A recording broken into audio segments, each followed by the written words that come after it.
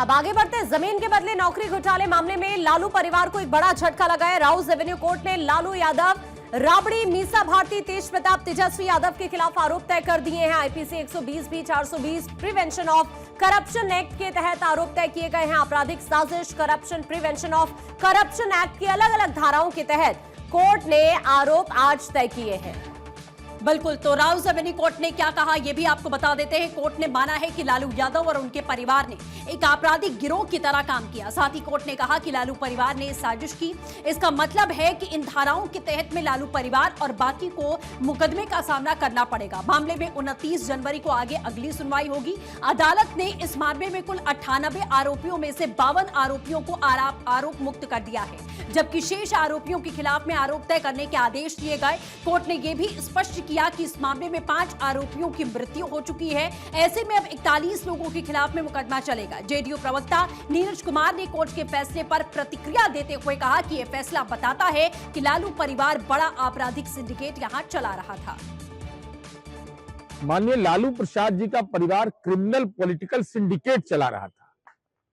बिहार में समाजवादी आंदोलन पर कलंक का दाग लगा दिया।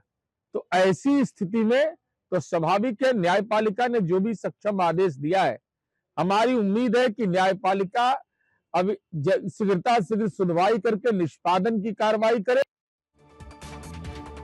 दरअसल ये पूरा मामला क्या है, अब आपको जल्दी से ये भी समझने की जरूरत है। ये मामला 2004 से 2009 के बीच का बताया जा रहा है। इस दौरान लालू प्रसाद यादव भारत के रेल मंत्री थे। लैंड फॉर जॉब मामले की जांच कर रहे सीबीआई का ये आरोप है कि उस दौरान रेलवे में ग्रुप डी के कई पोस्ट जैसे ट्रैकमैन, हेल्पर आदि पर लोगों को नौकरी दिलाई गई। लेकिन ये नौकरियां बिना नियमों के सिर्फ इसीलिए दी गई क्योंकि कुछ लोगों ने लालू के परिवार या उनके करीबियों के नाम पर जमीनें दी हैं या फिर ट्रांसफर की है, यानी कि जमीन के बदले नौकरी दी गई। खास तौर पर west central railway zone Jabalpur, Madhya Pradesh में ऐसे मामले सामने आए हैं। सीबीआई ये कहती है कि रेल मंत्रालय की तरफ से दबाव डालकर ये नियुक्तियां कराई गई हैं। जमीनें अक्सर बेनामी तरीके से या फिर बाजार से कम दाम पर ली गई हैं और कैश में ट्रांजैक्शन हुआ है। सीबीआई ने इसे भ्रष्टाचार, धोखाधड़ी और साजिश का मामला बता दिया है। लालू परिवार पर आरोप साबित होने के बाद बीजेपी ने इसे लालू परिवार की लूट का मामला करार दिया है। आज अदालत के फैसले ने एक बार फिर साबित कर दिया है कि लैंड फॉर जॉब घोटाला कोई राजनीतिक आरोप नहीं बल्कि ठोस भ्रष्टाचार का मामला है। कोर्ट ने लालू प्रसाद यादव, राबड़ी देवी, तेजस्वी यादव, तेज प्रताप यादव और मीसा भारती के खिलाफ आईपीसी की धारा 120B, 420 और प्रिवेंशन ऑफ करप्शन एक्ट के तहत आरोप तय किए हैं। यह वही परिवार है जिसने सत्ता को पारिवारिक संपत्ति और गरीबों की नौकरियों को सौदेबाजी का जरिया बनाया।